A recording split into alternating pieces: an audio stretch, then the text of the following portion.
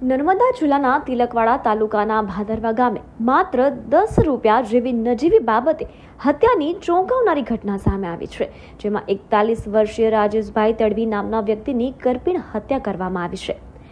ઘટનાની વિગત મુજબ રાજેશભાઈ દુકાનેથી સામાન લઈને પરત ફરતા હતા ત્યારે આરોપી ધર્મેન્દ્ર તડવીએ તેમની પાસે 10 રૂપિયા માંગ્યા હતા, જે આપવાની ના પાડતા ઉશ્કેરાયેલા આરોપીએ રાજેશભાઈને આરસીસી રોડ પર પાડી દઈ છાતીમાં લાતો મારી અને ગળા પર પગ મૂકી ગળું દબાવી તેમને મોતને ઘાટ ઉતાર્યા હતા।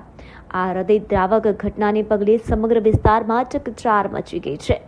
જોકે તિલકવાડા પોલીસના પીઆઈ એ.પી. સોલંકી અને તેમની ટીમે તાત્કાલિક કાર્યવાહી હાથ ધરી ગણતરીના કલાકોમાં જ આરોપીને ઝડપી પાડી જેલના સળિયા પાછળ ધકેલી દીધો છે।